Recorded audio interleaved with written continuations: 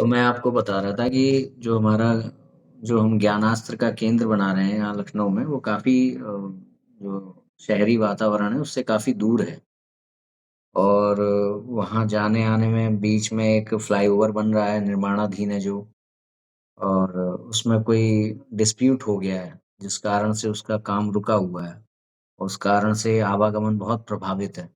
जो 20 मिनट की यात्रा है, वो क्या कहते हैं 1 घंटे में होती है वहाँ। तो ये भी है।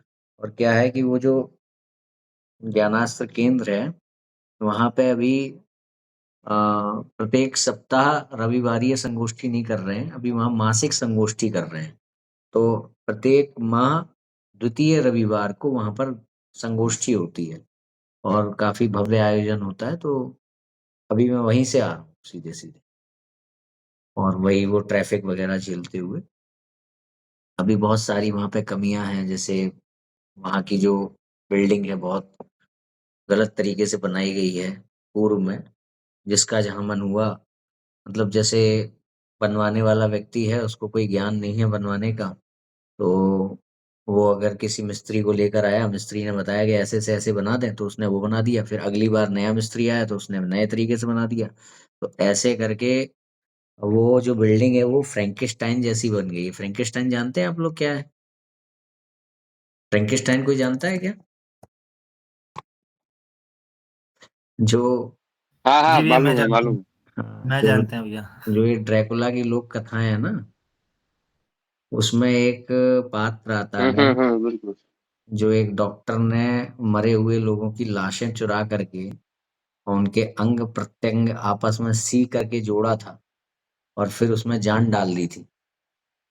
तो उसकी आँख किसी हम्म। व्यक्ति की थी, का एक आँख किसी व्यक्ति की, एक आँख किसी व्यक्ति की, एक कान किसी व्यक्ति का, एक कान किसी व्यक्ति का, एक टाँग किसी व्यक्ति की, इस तरीके से उसके शरीर का हर अंग अलग-अलग लाशों से लिया गया था और उन सबको सी करके, जोड़ करके वो व्यक्ति बना था। उसको नाम दिया गया था फ्रैंकेस्टाइन। तो वो जो बिल्डिंग हमें प्राप्त हुई है वो गुरुकुल के लिए, तो वो कुछ फ्रैंकेस्टाइन की याद दिलाती है ना?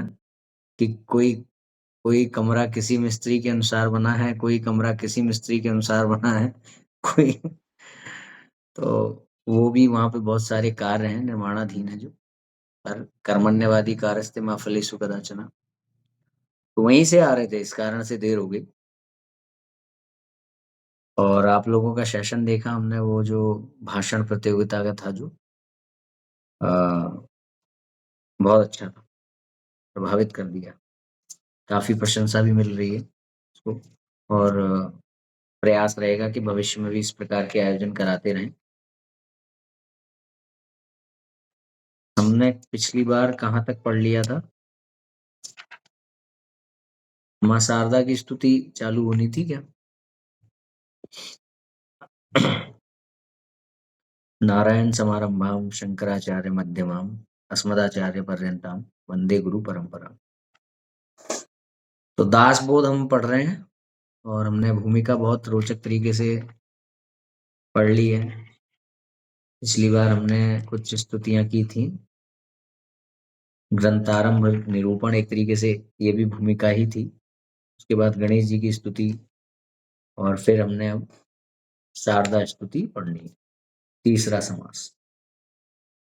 अब मैं वेद गा अब मैं वेद माता ब्रह्म सुता शब्द मूला वाग देवता महामाया, वाग देवता वाग स्खलन वाला नहीं, वाग देवता महामाया श्री शारदा की वंदना करता हूँ, जो मुख से शब्द निकलवाती है, अपार वाणी कहलवाती है और जो निशब्द के मन का भाव भी विदित कराती है। इससे मुझे याद आया कि कैसे बातों का बतंगड़ बनाया जाता है। पूज्य कृपात्री जी महाराज से प्राप्त जो सिद्धांत था कि जीव की चाह का वास्तविक विषय ही ईश्वर है, और ईश्वर स्वरूप मोक्ष या मोक्ष स्वरूप ईश्वर, ज्ञान स्वरूप ईश्वर को प्राप्त कराने वाली विधा का नाम धर्म है। ये सब मुझे इन आचार्यों के माध्यम से ही प्राप्त हुआ, और इसी सिद्धांत को जब एक आ, मतलब मैं किसी से भी मिलता हूँ, तो अगर कोई भी प्रसंग आ जाता है, तो मैं इस सिद्धांत को जल्दी से जल्दी सामने वाले को देता हूँ, बताता हूँ उसे कि ये सिद्धांत है सनातन का। और ऐसे में मुझे ये विजयाश्री, जो तब रिदम कपूर थी, मेरे संपर्क में अभी-अभी आई थी और इनका कहीं पर इंटरव्यू होना था और मैंने पूर्वा अपने आचार्यों से ली हुई ये जो वाणी थी, वो वाणी एज़ इट इज़ उनको फॉरवर्ड कर दी कि जीव की चाह का वास्तविक विषय सच्चिदानंद स्वरूप परमेश्वर को प्राप्त कराने वाली विधा का नाम ही ईश्वर है, विधा का नाम ही धर्म है। तो जब मैंने उनको फॉरवर्ड कर दी और उन्होंने मुझसे पूछा था, ये कोई प्रसंगवश नहीं है, उन्होंने मुझसे फ़ोन करके पूछा था कि भई मेरा इंटरव्यू होना है, कहीं पर मुझे बुलाया गया है पॉडकास्ट के लिए, तो हो सकता है कि वहाँ पे मेरे समक्ष ये सवाल आ जाए कि धर्म क्या है? तो मैं मेरा क्या उत्तर होना चाहिए? तो मैंने उनको ये उत्तर दिया था। यही उत्तर एज़ इट इज़ जाकर के उन्होंने इंग्लिश में वहाँ पर बोला। अब जब मैं मेरे आचार्य के द्वारा प्राप्त हमारे पूर्वाचार्य के द्वारा हमें प्राप्त जो सिद्धांत है, वो जब हम किसी व्यक्ति के द्वारा सुन रहे हैं जिसके बारे में हम जानते हैं कि उसकी गति अभी बहुत ज़्यादा नहीं हुई है, तो उसके प्रोत्साहन के लिए कि उसका और चिंतन हो आचार्यों की वाणी में, उसके प्रोत्साहन के लिए और लोगों को ये बताने के लिए कि भई ये जो बोल रहा है, ये इसके पास कहाँ से आया है। मेरा कह देना ये कि आपके मुख से स्वयं श्री करपात्री जी महाराज ही बोल रहे हैं, ये कह देना कहाँ तक अनुचित है? इस बात का इतना बतंगड़ बनाया उस धूर्त व्यक्ति ने, भागवतानंद ने कि अरे! इसको तो करपात्री जी महाराज नज़र आ रहे हैं। अब ये बताओ यहाँ पर क्या लिखा है? ये ग्रंथ में क्या लिखा है यहाँ पर? हाँ? स्वयं सरस्वती माता नज़र आ रही कि नहीं? ग्रंथ में स्वयं सरस्वती माता के द्वारा शब्द निकलवाए जा रहे हैं ना? कहाँ गया सिद्धांत अब उसका? लोग कह देते हैं कि अरे इसकी ऐसे गलत बातें नहीं बोला करते हैं। कभी दिन भर में कभी-कभी सरस्वती माता बैठ जाती है। सरस्वती माता की तुलना हो गई उस व्यक्ति से? हाँ? हो सकता है मदिरापान करने वाला हो सकता है मांसाहारी व्यक्ति हो, व्यभिचारी व्यक्ति हो, तो क्यों कह देते हैं? और यहाँ ये ग्रंथ, ये समर्थ रामदास जी भी गलत हो गए, जो ये कह रहे हैं कि जो जो मुख से शब्द निकलवाती हैं, करपात्री जी को भूल जाओ, छोड़ दो, आचार्य जी को छोड़ दो आप। यहाँ तो स्वयं सरस्वती माता निकलवा रही हैं, मुख से वचन। तो क्या किसी निकृष्ट व्यक्ति के मुख से जो वचन निकलते हैं, वो सरस्वती माता की सीमा के बाहर निकलते हैं क्या? मूर्ख व्यक्ति। अरे! सरस्वती माता की सीमा के बाहर तो वो वचन भी नहीं होते हैं जो धर्म विरुद्ध हों। हुँ? और जो धर्म संगत वचन है उनके लिए तू विरोध कर रहा है कि करपात्री जी नज़र आ रहे हैं। इस बात का तू विरोध कर रहा है। यहाँ तो ग्रंथकार को सरस्वती माता नज़र आ रही हैं। कर विरोध।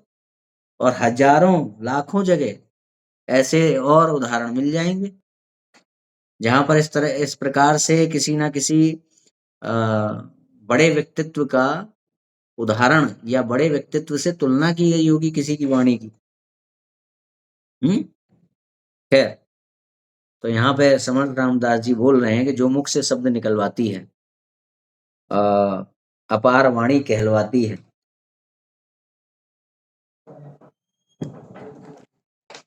जो मुख से शब्द कहलवाती है अपार वाणी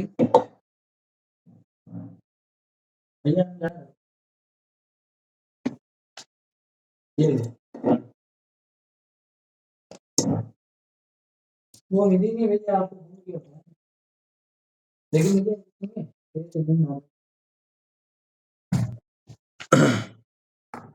निश्चय लोगों दृढ़ निश्चयी लोगों की दृढ़ता है और जो विद्या होने के कारण अविद्या को नष्ट करती है। जो महापुरुषों की तुरीय अथवा चतुर्थावस्था में परम निकट रहने वाली माया है। अब देख लो भैया, यहाँ पे किस सिद्धांत का प्रतिपादन हो रहा है। अक्सर लोग ये कहते हैं कि जब सब कुछ माया है, तो फिर वेद को क्यों मान रहे हो? फिर आप जो है भगवान का आलंबन क्यों ले रहे हो? अब भगवान के अवतार का आलंबन क्यों ले रहे हो? जब सब कुछ माया है, तो धर्म का आलंबन क्यों ले रहे हो? वो भी तो माया हुआ। ये अद्वैत के विरोध में इस तरह के आते हैं ना कुतर्क, तो ये देख लो यहाँ पे क्या जवाब आ रहा है।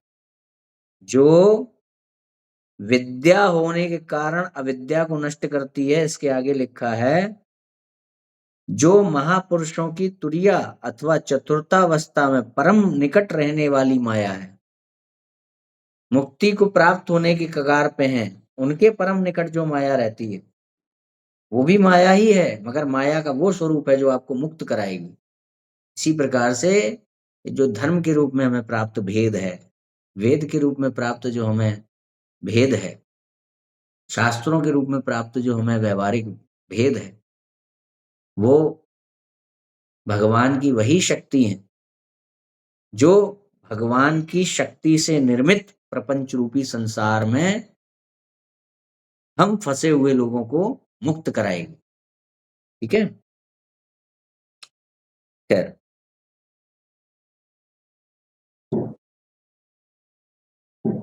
जिसके लिए साधु लोग बड़े बड़े कार्यों में प्रवृत्त होते हैं, जो महान लोगों की शांति, ईश्वर की निज शक्ति, अरे वाह, अभी मैंने ये शब्द बोले, ज्ञानियों की विरक्ति और निराशा की भी शोभा है, जो अनंत ब्रह्मांडों की रचना करती और विनोद में ही उन्हें नष्ट करती है, और जो स्वयं आदि पुरुष की आड़ में खड़ी रहती है, जो केवल प्रत्यक्ष देखने से ही दिखाई पड़ती है और विचार करने से अदृश्य हो जाती है, और ब्रह्मा आदि भी जिसका पार नहीं पाते, जो जगत के सभी नाटकों की भीतरी कला है, सभी नाटकों के भीतरी कला, ये ध्यान रखो, ईश्वर वही है जो सब कुछ कर सकता है।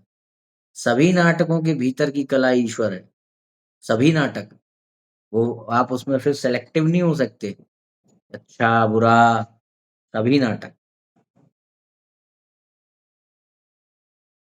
जो निर्मल स्फूर्ति है और जिससे आत्मानंद तथा ज्ञान शक्ति प्राप्त होती है, जो लावण्य स्वरूप की शोभा है, जो परम ब्रह्म सूर्य की शोभा है, और जो शब्दों से बना बनाया संसार नष्ट करती है, जो मोक्ष देने वाली लक्ष्मी और महामंगला है।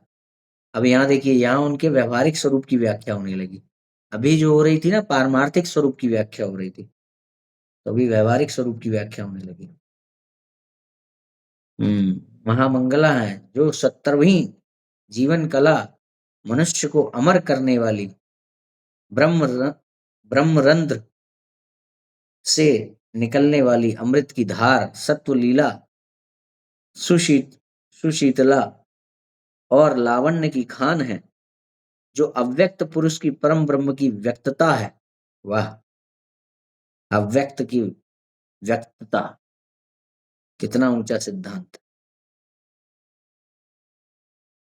जो शंकराचार्य नहीं होते ना, तो पता नहीं हम जैसे लोगों का क्या होता।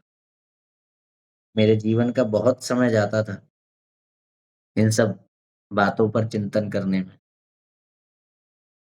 कि भगवान खड़े थे तो कहाँ खड़े थे, कहाँ खड़े होकर के उन्होंने पृथ्वी बनाई। ऐसे कठिन प्रश्नों का उत्तर शंकराचार्य जैसे महान आचार्यों के पास ही था। वरना सतही लेवल पर भी चिंतन करने वाले लोग होते हैं और उन्हें मिल जाता है थोड़ा बहुत जो उनके मन में सवाल आ रहे हैं। पर जो बहुत ज़्यादा अंदर तक, गूढ़ता तक प्रश्न करने वाले या और जानने की इच्छा रखने वाले, जो और ज़्यादा असतो मा सद्गमया पर ध्यान देने वाले लोग हैं, वो कभी तृप्त नहीं हो सकते। शंकराचार्य जी भगवान का ऐसा आशीर्वाद रहा हमारे ऊपर, उन लोगों के ऊपर, जो आज हम संतुष्ट होकर के धर्म चर्चा, शास्त्र चर्चा कर पा रहे हैं, वो इसी कारण से। अव्यक्त पुरुष की परम अव्यक्त पुरुष की परम ब्रह्म की व्यक्तता है, जो विस्तार से बड़ी हुई इच्छा शक्ति है, जो कलिकाल का नियंत्रण करने वाली और सद्गुरु की कृपा है, जो परमार्थ मार्ग का विचार, सार और असार का निर्णय करने वाली और शब्द बल से ही भव सिंधु के पार पहुंचाने वाली। इस प्रकार एक माता शारदा ने अनेक वेश धारण किए हुए हैं। वह स्वयं सिद्ध होकर अंतःकरण में 4 प्रकार से परा, पश्यंती, मध्यमा और वैखरी प्रकट होती है। परा, पश्यन्ती और मध्यमा, इन 3 वाचाओं के द्वारा मन में जो बात आती है, वह चौथी वाचा वैखरी के द्वारा प्रकट कराती है। इसलिए कहते हैं कि जो कृतत्व कर्तृत्व होता है, वह शारदा भैया के कारण ही होता है। भैया हाँ, कह रहे हैं ये थोड़ा समझा दीजिए जो परा पश्वंती मध्यमा और वैखरी वाणियां होती हैं इनके विषय में थोड़ा सा। ये जो शब्द के वो है ना, ये गुरुदेव का एक वीडियो है, उसमें गुरुदेव ने बताया है कि हम लोग जो जाप करते हैं वो किस-किस प्रकार से हो सकता है। वो भी इसी रूप में होता है। शब्द के रूप होते हैं परा, पश्यन्ती और मध्यमा। ये आगे चैप्टर्स में इनका खुल के जो है आने वाला है, हम लोग तब बात कर लेंगे। वह चौथी जो कुछ कर्तृत्व है, होता है, वह शारदा के कारण ही होता है, जो ब्रह्मा आदि की जननी है। मेरा एक प्रश्न था, गुरुदेव से किया था अभी कुछ समय पूर्व। होता क्या है जब हम जाप कर रहे होते हैं ना, बहुत मगन हो जाते हैं, तो कई बार क्या होता है जैसे मान लीजिए हरे कृष्ण, कृष्ण कृष्ण हरे हरे, हरे राम, राम राम हरे हरे। ये मैंने शब्द से बोला है, तो इसमें मुझे इतना टाइम लगा। मगर इसका बहुत बड़ा हिस्सा केवल मैं हल्का-सा अगर मन से ध्यान लगाऊँ, तो वो जाप हो गया। समझ रहे हैं आप, क्या कहना चाह रहा हूँ मैं? जब आप मन से बहुत ज़्यादा ध्यान लगा कर के आप बोलेंगे, तो इसका बहुत बड़ा हिस्सा केवल 0 पॉइंट समथिंग सेकंड्स में जाप हो जाएगा। और जब उसी में आपका लेवल और बढ़ेगा, तो ये पूरी दोनों पंक्तियाँ जो हैं, हरे कृष्ण, कृष्ण कृष्ण, हरे हरे, हरे राम, राम हरे हरे, केवल स्मरण से, वो भी जाप हो जाएगा। तो मैंने पूछा था क्या इस तरह से गुरुदेव मेरा जो टाइमिंग है जो छोटी होती जा रही है जाप करने की, तो क्या इस तरह से जाप करना क्या मतलब वो माना जाए कि ठीक से नहीं हो रहा है, प्रॉपर बोल के ही करो? तब गुरुदेव ने बताया था कि अलग ये प्रभेद होते हैं, परा, पश्यन्ती, मध्यमा और वैखरी वाक्। तो इसके रूप में जो ये फैल के जो हो रहा है और जो सूक्ष्म हो रहा है, दोनों ही ग्रह हैं। यद्यपि आपने वो जो सूक्ष्म वाला किया है ना, वो आपको ज्ञात होना चाहिए कि हाँ, वो किया मैंने। क्योंकि मन ऐसा आपका है ना, जो आप जो है मन से अगर करते हैं जाप, बहुत कठिन होता है मन से जाप करना, भगवान का नाम लेना। मन ही मन, केवल मतलब जीवा जो है वो आपकी गतिविधि ना करे, वो जाप करना बहुत कठिन होता है। तो जब वो करते हैं तो कई बार ऐसा होता है कि हम कर रहे हैं मगर फिर मिस हुआ। अब मान लीजिए मैं माला जाप कर रहा हूँ और जाप करते-करते मेरा ये जो मोती है वो तो बदल रहा है, दाना तो बदल रहा है माला का। परंतु वो जो मैं मन से जाप कर रहा था वो नहीं हो रहा है। उसकी जगह दूसरा विचार कोई चल रहा है। हुँ? छूट गया, मगर हम लोग माला में आगे बढ़ गए। तो ये नहीं होना चाहिए। इस पे ध्यान देने की आवश्यकता है। यदि इतने आप बलवान हो गए हैं, मन से जाप करते समय, तब तो ठीक है। तो आप फिर मन से जाप करिए और फिर अपनी वो बढ़ाइए कि और ज़्यादा आप जाप में समय बिताएँ। परंतु इस तरह से जाप करना गलत नहीं होता है। जैसे कि गायत्री मंत्र का जाप करते समय मैं जो भूर्भुवः स्वाहा है ना, ये मेरा बिल्कुल सूक्ष्म हो गया है, बहुत जल्दी हो जाता है। बाकी उसके बाद का जो है उसमें अभी समय लग रहा है। मगर ये जो ये भूर्भुवः स्वाहा है, ये बहुत सूक्ष्म हो चुका है, ठीक है?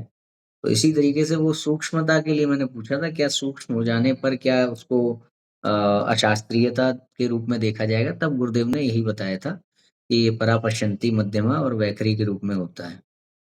अभी आगे आएगा चैप्टर में, हम लोग इस पे और विशेष अध्ययन करेंगे। अ, जो कुछ कर्तृत्व होता है, वह शारदा के कारण ही होता है।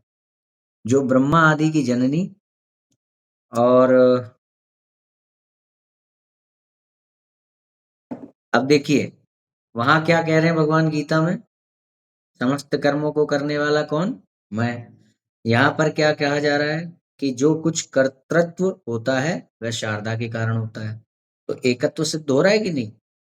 अगर कारण दूसरा बना देंगे, हेतु दूसरा बना देंगे कि ये लोग अलग-अलग हैं, शारदा माता और अ, भगवान श्री कृष्ण, तो फिर किसी एक के कारण ही तो कर्तृत्व मानना पड़ेगा। ये सिद्धांत यहाँ से हमारा प्रतिपादित हुआ। जो ब्रह्मा आदि की जननी हरि और हर को उत्पन्न करने वाली है और जिसके विस्तार से सारी सृष्टि और तीनों लोक हुए हैं, जो परमार्थ का मूल और केवल सद्विद्या ही है और जो शांत, निर्मल, निश्चल तथा स्वरूप स्थित है, जो योगियों के ध्यान, साधकों के चिंतन और सिद्धों के अंतःकरण में समाधि रूप में स्थित है, जो निर्गुण की पहचान, अनुभव का लक्षण और सभी घटों में पूर्ण रूप से व्याप्त है। शास्त्र, पुराण, वेद और श्रुति जिसका अखंड स्तवन करते हैं और प्राणी मात्र अनेक प्रकार से जिसकी स्तुति करते हैं, जो वेदों तथा शास्त्रों की महिमा और निरूपमों की उपमा है और जिसके कारण परमात्मा को लोग परमात्मा कहते हैं। क्या बात है! जो अनेक प्रकार की विद्याओं, कलाओं, सिद्धियों और अनेक प्रकार के निश्चयों की बुद्धि और सूक्ष्म वस्तुओं का शुद्ध ज्ञान स्वरूप है। अब देखिए ज्ञान स्वरूप आ गया यहाँ पर, देखिए सभी प्रकार से हो गई। सगुण साकार की व्याख्या भी आ गई, हाँ? निर्गुण निराकार की व्याख्या भी आ गई और यहाँ पर ज्ञान स्वरूप के रूप में नहीं, सगुण निराकार की व्याख्या भी आ गई, सगुण साकार की व्याख्या भी आ गई और यहाँ ज्ञान स्वरूप के रूप में निर्गुण निराकार की व्याख्या भी आ गई।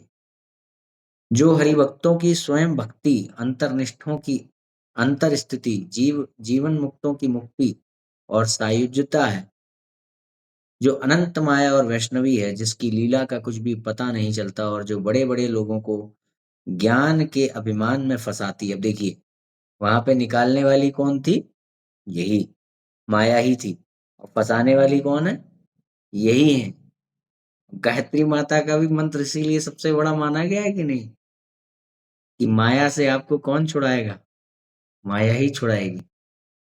तो इसीलिए गायत्री माता का मंत्र सबसे बड़ा है कि नहीं? और भगवान भी कहते हैं मंत्रों में मैं गायत्री हूँ। तो हाँ, तो फिर माया के सिद्धांत को कहाँ ले जाओगे आप ऐसे?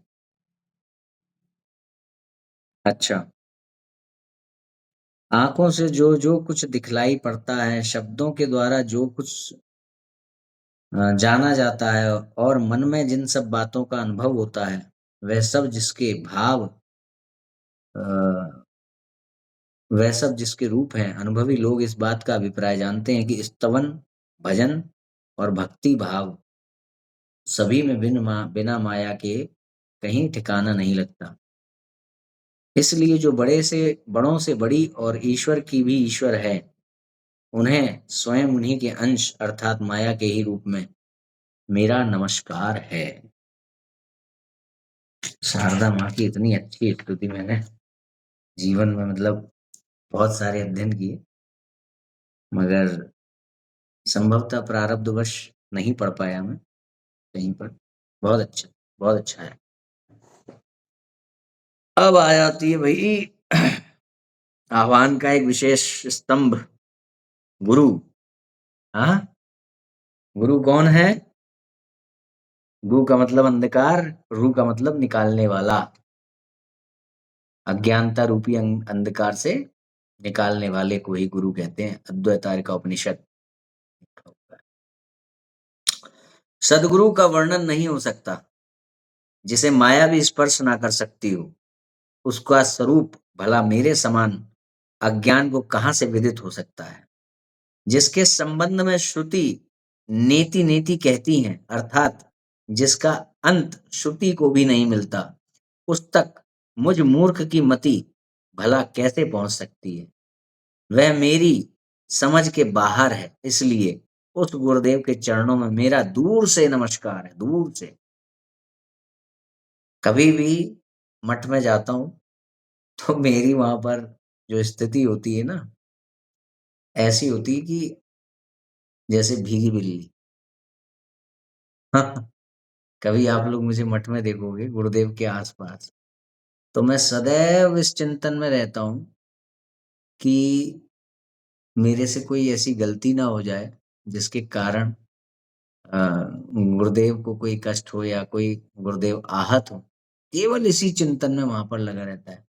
और कभी भी मैंने वहाँ पर ये प्रयास नहीं किया कि अ, मैं गुरुदेव के साथ में फ़ोटो खिंचवा लूँ या फिर उनके इर्द-गिर्द जो है किसी प्रकार से आ जाऊँ। मतलब ऐसी जगह पहुँचने पर या तो गुरुदेव हों या कोई हमारा बहुत बड़ा कोई तीर्थ हो।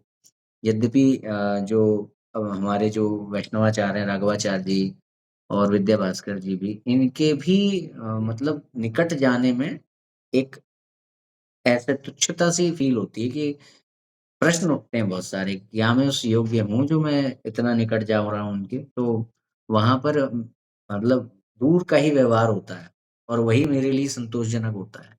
हो सकता है मैं पास जाता ज़्यादा गुरुदेव के, तो शायद वो उतना संतुष्ट ना रहता मैं जितना दूर से। तो दूर से ही गुरुदेव कहते भी हैं अ, कि शिष्य गुरु और शिष्य के बीच में ऐसा संबंध होना चाहिए, बहुत ज़्यादा ये भी नहीं कि बैठ के आपस में गप्पे मार रहे हैं साथ में मिल कर के, है ना?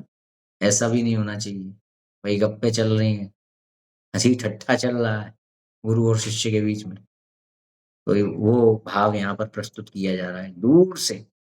दूर से ही नमस्कार है, हे गुरुदेव, मुझे वह शक्ति दो, जिससे मैं तुम्हारा पार पा सकूँ। मुझे आपके स्तवन की दुराशा थी, पर अब माया से होने वाला भरोसा नहीं रह गया। अतः हे सद्गुरु स्वामी, तुम जैसे हो वैसे ही रहो। मैं माया के बल से उसका स्तवन करना चाहता हूँ। पर जब स्वयं माया ही लज्जित हो गई तब मैं क्या कर सकता हूँ? वास्तविक परमात्मा नहीं मिलता इसलिए प्रतिमा स्थापना करनी पड़ती है। बस इसी प्रकार से भी माया के योग से ही सद्गुरु की महिमा का वर्णन करूँगा। यहाँ कोई मूर्ति पूजा का खंडन नहीं है, ये ध्यान रखिएगा, है ना? परंतु यहाँ पे वो सिद्धांत समझाने का प्रयास किया जा रहा है। जगद्गुरु शंकराचार्य पुरी पीठाधीश्वर जी अपने एक वक्तव्य में बताते हैं कि अलजेब्रा में सही उत्तर तक पहुँचने के लिए मानक लिए जाते हैं ना, ए स्क्वायर, एक्स स्क्वायर मान लेते हैं कि वो एक्स है, इस तरह से काम करते हैं।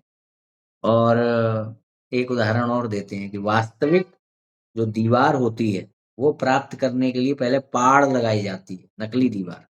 फिर पाड़ के आधार पर वास्तविक दीवार को प्राप्त कर लिया जाता है। तो इसी प्रकार से वो कह रहे हैं कि भई मेरे पास आपके लिए वास्तविक चीज़ें तो नहीं है, माया ही है। तो मैं माया का ही आलंबन लेकर के आपकी महिमा का वर्णन कर रहा हूँ। जिस प्रकार अपने भाव के अनुसार मन में देवता का ध्यान किया जाता है, उसी प्रकार मैं भी सद्गुरु का स्तवन करूँगा। हे सद्गुरुराज, तुम्हारी जय हो। हे विशंबर, विश्व बीज, परम पुरुष, मोक्ष ध्वज, दीन बंधु, तुम्हारी जय हो। तुम्हारे अभय रूपी हाथों से यह माया उसी प्रकार नष्ट हो जाती है, जिस प्रकार सूर्य के प्रकाश से अंधकार नष्ट हो जाता है। देखो ये लोग कितना भी कर लें, मुझे नहीं लगता कि जैसे ये लोग ढोल पीटते हैं, अलंकार समाजी, कि भई हमारे यहाँ प्रधानमंत्री आए, प्रधानमंत्री ने हमको ये कहा, वो कहा। पहली बात तो क्या इनके या इस्कॉन वाले भी इस तरह की चीज़ें करते हैं कि हमारे ये कर दिया। पहली बात तो ये सोचने वाली बात है कि प्रधानमंत्री या मुख्यमंत्री जब इन जैसे तथाकथित संस्थाओं के यहाँ पहुँचते हैं, तो वहाँ पर इनका किस प्रकार का व्यवहार होता है? क्या ये वहाँ पर किसी के चरण छूते हैं, चरण स्पर्श करते हैं? मैंने तो ये देखा है कि जो इस्कॉन के बहुत बड़े वाले बाबूजी होते हैं, उनसे हाथ मिलाया जा रहा है। तो मैंने ये नहीं देखा कि उनको कहीं दंडवत प्रणाम किया गया हो या चरण स्पर्श किया गया हो, शीश नवाया गया हो। अभी ये इनका अलंकारियों का बहुत बड़ा आर्य सम्मेलन हुआ। वहाँ पे किसके पैर छुए हों मुझे नहीं ज्ञात है, यद्यपि मैंने देखा नहीं है, पर एक बार आप कन्फर्म कर लीजिएगा, है ना? तो आर्य समाज में तो बहुत ही ज़्यादा गुरु तत्व की कोई विवेचना है ही नहीं वहाँ तो। हुँ? तो जब गुरु तत्व की विवेचना है ही नहीं, तो वहां पर ये कैसे संभव हो जाएगा कि आज भी कोई गुरु के रूप में उनके यहाँ माना गया हो। तो ये कैसे संभव हो जाएगा कि जब वो खुद, जो वहां के बाशिंदे हैं, जब वो वहां किसी को गुरु के रूप में स्वीकार नहीं कर पा रहे हैं, तो आ, वहां के जो अतिथि गण होंगे, यानी कि ये अ, प्रधानमंत्री इत्यादि, वो कहाँ से किसी के पैर छुएंगे? हम्म। तो ये अभाव है, वहां पर गुरु वंदना है ही नहीं, क्योंकि खुद गुरु की पीठ में जो है वार करके तब सिद्धांतों को स्थापित किया है ना। तो गुरु वंदना कहाँ से आ जाएगी वहां? गुरु की महिमा गान कहाँ से होगा? कभी सुना है अपने गुरु की महिमा गान वहां पर आर्य समाजियों के यहाँ? इसीलिए, और इसीलिए हर कोई व्यक्ति शेर बन के घूम रहा है, कोई भी किसी के भी विरोध में बोल देगा। अरे भाई, है क्या आर्य समाज? पहले तुम तो समझ लो क्या है। जो तुम्हारे वो हैं आचार्य प्रशांत दीक्षित, क्या धोया है भाई उस व्यक्ति ने? क्या धोया है? आर्य समाज को ही धोया है। एक तब भी धोया था आर्य समाज को, जब ये कहा था कि दयानंद जी के द्वारा दिया गया जो मोक्ष का सिद्धांत है, वो उससे मैं संतुष्ट नहीं। खत्म ही हो गया पूरा। धर्म का पर्यवसान किसमें है भाई? मोक्ष में। हाँ? धर्म का पर्यवसान किसमें है? मोक्ष में। जब तुम मोक्ष से संतुष्ट नहीं हो, तो तुम उस असंतुष्टि तक पहुंचाने वाली जो विधि विधान है उनको धर्म कैसे कह रहे हो? और फिर उनको प्रचारित कैसे कर रहे हो? तो क्या है आर्य समाज? और वो क्यों क्यों ऐसा है? आज हर व्यक्ति एक दूसरे पे ये कर रहा है, वो कर रहा है, क्यों ऐसा है आर्य समाज? अपने ही मोक्ष से संतुष्ट नहीं। मैं आर्य समाजी हूं, मैं दयानंद को मानता हूं, पर दयानंद ये कहते हैं कि भैया धर्म का पर्यवसान मोक्ष में है, पर मैं मोक्ष को नहीं मानता दयानंद के, पर मैं आर्य समाजी हूं, पर मैं जो है दयानंद को माने। ऐसे ही बिखराव पूर्ण जो वैचारिकता है, उसका नाम है आर्य समाज। हम्म। अरे भैया, जो अद्वैती होगा, जो शंकराचार्य को मानने वाला होगा, वो ये कहेगा क्या कि मैं शंकराचार्य के मोक्ष को नहीं मानता? ये कहाँ की बात आ गई भाई? अपना स्टेटस ही तुम लोग तय नहीं कर पा रहे हो कि तुम हो क्या। तुम अभी पहले खुद को समझ लो कि तुम हो क्या। व्यवहारिक धरातल की बात कर रहा हूँ, पारमार्थिक की बात नहीं कर रहा हूँ। फिर तुम आ जाओ। फिर ये लोग क्या करते हैं कि भावुक बातें करने लगते हैं। अरे सब सब जगह ईश्वर है, तू भी तो मानता है, ऐसी बातें करने लगेंगे। तो इसलिए ध्यान दिलाना पड़ता है, व्यवहारिक बातें। हाँ। और पहले तुम लोग तो तय कर लो कि तुम क्या हो। एक व्यक्ति आकर के कह रहा है मैं मोक्ष से संतुष्ट नहीं हूं, फिर भी तुम, वो आर्य समाजी है। कैसे आर्य समाजी है भाई? तुम उसको मोक्ष दो ना उसकी संतुष्टि का। और यदि उसकी संतुष्टि तुम्हारे मोक्ष में नहीं है, तो उसको आर्य समाजी क्यों बता रहे हो? हाँ। फॉलोअर ज्यादा है इसलिए, या फैन फॉलोइंग है इसलिए, या कम से कम तुम्हारे पक्ष में बोलने वाला कोई ठीक ठाक व्यक्ति है इसलिए? हाँ। और फिर उसने जो अभी की बातें, प्रासंगिक बातें बताई, वो बिल्कुल सही बताई। प्रधानमंत्री, वो उसका ये कहना था, आचार्य प्रशांत जी का ये कहना था कि वहां पर प्रधानमंत्री की ऐसे चापलूसी वगैरह हो रही है। हाँ? और बिल्कुल सही बात है भाई। चलो मान लो वो आर्य समाज के सिद्धांत क्या है क्या नहीं है, मगर आर्य समाज यदि स्वयं को एक राजनीतिक दल नहीं, बल्कि एक धर्म का पक्षधर या धर्म का प्रचारक मानता है, और धर्म की स्थापना करने वाले आचार्यों को वो निर्गत करता है अपनी फैक्ट्री से, हाँ, तो कम से कम वहां पर राजनेताओं से ऊंचा स्थान होना चाहिए आचार्यों का। मगर वहां तो समतुल्यता है। बल्कि उनका ये कहना था आचार्य प्रशांत जी का कि भैया वहां तो जो है उनकी पूजा हो रही थी। ऐसा लग रहा था कि आर्य समाज के बारे में प्रधानमंत्री आर्य समाज को बता रहे हैं। ये सब कहना था आचार्य प्रशांत जी का। वीडियो देख लेना आप लोग जाकर के। बहुत सुना है, बहुत धोया। और कि तुम सब चापलूसी हो रही है राजनेताओं की आर्य समाज के द्वारा, वो स्थिति है। अच्छा, यहाँ पर मेरा एक प्रश्न है आचार्य प्रशांत जी से। जब हमारे धर्माचार्य, जब हमारे शंकराचार्य ठीक है, उनका वो जो निर्णय था कि वो क्या था, शास्त्रीयता, उसमें आपका पक्ष कुछ और है, उनका पक्ष कुछ और है, वो बात अलग है। मगर यदि उनको लगता है कि ये धर्म है और वो उसके लिए जब शासन के विरुद्ध चले गए थे, तो तब उस समय आपने ध्यान दिया था कि देखिए यहाँ सिद्धांतों के लिए राजनीतिज्ञों की चापलूसी नहीं की जाती, वैसे जैसे आर्य सम्मेलन में आपके द्वारा राजनीतिज्ञों की चापलूसी की गई, है ना? तब आपको ध्यान देना चाहिए था जब शंकराचार्य अशास्त्रीयता के विरुद्ध खड़े थे। खैर, अच्छा लगा आपने साहसपूर्ण वक्तव्य दिया। और सबसे पहले आर्य समाज ये सब चर्चा इत्यादि ये सब नाटकबाजी करने से पहले पहले खुद समझ ले कि आर्य समाज ही किसको कहा जाए, किसको ना कहा जाए। इसी प्रश्न पे यदि बात करने लगेंगे ना, इसी प्रश्न पे ये लोग पसीने छोड़ देंगे। वो दार्शनिक बातों पे तो दूर की बात है, इसी प्रश्न पे इनके पसीने निकल आएंगे। क्यों? क्योंकि सिद्धांत है ही नहीं कोई। क्यों नहीं है? क्योंकि परंपरा है ही नहीं कोई।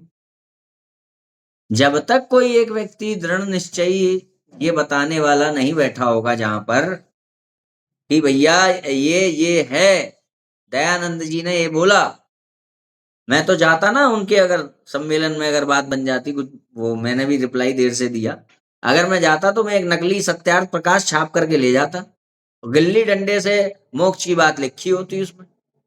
दयानंद जी को मैं नहीं मानता, मैं ये बोलता हूँ स्टेज पर जाके, मैं नहीं मानता दयानंद जी जो हैं एक बुद्धिमान व्यक्ति थे। दयानंद जी किताब में लिख रहे हैं गिल्ली डंडे से मोक्ष होगा। अब वो कहते कहाँ लिखा दयानंद जी ने, ये लिखा लो।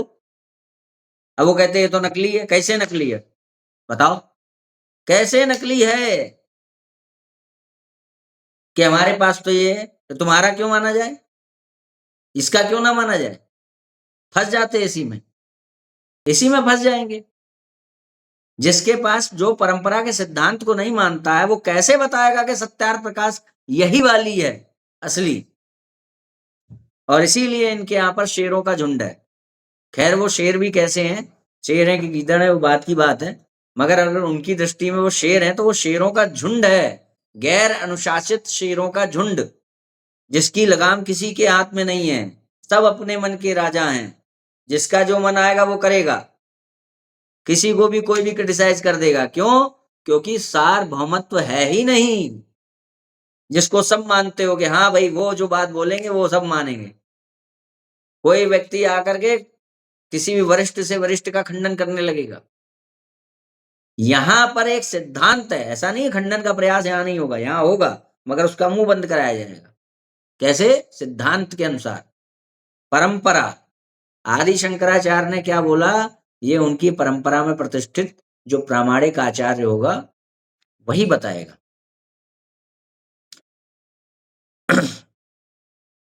तो परंपरा के प्रति जो शरणागति है वो बहुत आवश्यक है, जो कि नहीं थी वहां पर।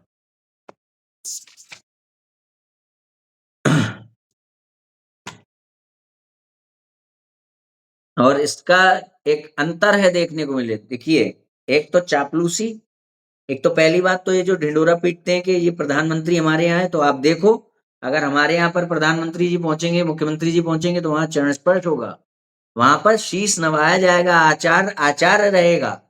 और यदि ऐसा व्यवहार नहीं हो रहा है तो वहां से आचार दूरी बनाते हैं हमारे। और यही समस्या है आचार्य प्रशांत जी की, जो वो कह रहे हैं अपने आर्य समाजियों को कि भैया धर्म जो धर्म का वक्ता है उसका स्थान ऊंचा होना चाहिए, जबकि आप चापलूसी कर रहे हो और वहां पर हो रही है। तो आपका धार्मिक दल कैसे माना जाए? वो तो आज का आधुनिक राजनीतिक दल माना जाए, वो वाला भी नहीं राजनीतिक दल, राजा रामचंद्र जी वाली राजनीति वो भी नहीं, आज का जो ये तथाकथित राजनीति है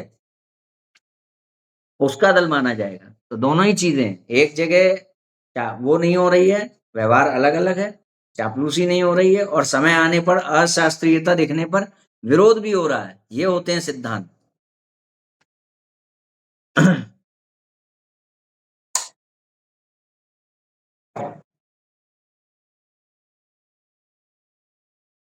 सूर्य से अंधकार अवश्य नष्ट होता है, पर हमारे स्वामी सदगुरु की यह बात नहीं है। वह जन्म और मृत्यु तथा ज्ञान का जड़ से ही नाश कर देते हैं। जिस प्रकार सोना कभी लोहा नहीं हो सकता, उसी प्रकार सदगुरु का दास कभी संदेह में नहीं पड़ सकता। देखो, संशयात्मा विनश्यति, संशय का निवारण कौन करते हैं? गुरु। गुरु गीता में लिखा है, वह कभी संशय में नहीं पड़ सकता। गंगा में जो नदी मिलती है वह भी गंगा ही हो जाती है, फिर वह नदी किसी प्रकार से गंगा से अलग नहीं हो सकती। पर जब तक वह नदी गंगा से नहीं मिलती तब तक वह नदी नदी ही कहलाती है, गंगा नहीं कहलाती। पर शिष्य की वह बात नहीं है, वह पूर्ण रूप से स्वामी हो जाता है। पारस किसी पदार्थ को अपने समान पारस नहीं कर सकता, सोना कभी लोहे का रूप नहीं बदल सकता, पर सदगुरु का भक्त अपने उपदेश से बहुत से लोगों को सदगुरु बना देता है।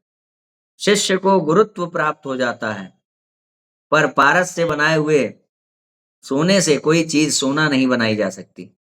इसलिए पारस के साथ गुरु की उपमा ठीक नहीं बैठती। यदि सागर से उपमा दी जाए तो वह भी बहुत ही खारा है। यदि क्षीर सागर से उपमा दी जाए तो उसका भी कल्पांत में नाश हो जाना है। यदि मेरु से उपमा दी जाए तो वह जड़ और कठोर पाषाण है, पर सदगुरु की वह बात नहीं है। वह दीनों के लिए बहुत कोमल है। यदि आकाश से उपमा दी जाए तो सदगुरु का रूप आकाश से भी अधिक सूक्ष्म तथा निर्गुण है। इसलिए यदि सदगुरु की आकाश से उपमा दी जाए तो वह भी हीन ही ठहरती है। यदि धीरता की उपमा के लिए वसुंधरा यदि धीरता में पृथ्वी के साथ उपमा दी जाए तो वह भी कल्पांत में नष्ट हो जाएगी। अतः धीरता की उपमा के लिए वसुंधरा भी हीन है। यदि सूर्य से उपमा दी जाए तो उसका प्रकाश ही कितना है। शास्त्र उसकी मर्यादा बतलाते हैं, पर सदगुरु अमर्याद है। देखिए, शब्द का थोड़ा सा भेद है। अगर ये अमर्याद को अमर्यादित कहते तो दूसरा अर्थ, दूसरा भाव प्रकट होने लगता। सदगुरु अमर्यादित है, पर यहाँ पर अमर्याद करके उन्होंने वही अर्थ उपयोग में ले लिया जो अपेक्षित था। इससे सूर्य भी उपमा के योग्य नहीं है। सदगुरु ज्ञान का बहुत अधिक प्रकाश करने वाले हैं, अतः यदि शेषनाग से उनकी उपमा दी जाए तो वह भी भार ढोने वाले हैं। यदि जल से उपमा दें तो वह भी कालांतर में सूख जाता है, पर सदगुरु निश्चल हैं, वे कभी जा नहीं सकते। यदि सदगुरु की उपमा अमृत से दी जाए तो अमर लोग भी मृत्यु के मार्ग का अवलंबन करते हैं, पर सदगुरु की कृपा सचमुच अमर करने वाली है। यदि सदगुरु को कल्पतरु कहें तो भी ठीक नहीं, क्योंकि सदगुरु का रूप कल्पनातीत है। तो भला कल्प वृक्ष की उपमा कौन ग्रहण करेगा? जहां मन में चिंता ही नहीं है वहां चिंतामणि को कौन भला पूछेगा? जो निष्काम है उसे कामधेनु के दूध से क्या मतलब? यदि सदगुरु को लक्ष्मीवान कहें तो लक्ष्मी भी नष्ट हो जाने वाली चीज है, और फिर मोह लक्ष्मी सदा स्वयं सदगुरु के द्वार पर खड़ी रहती है।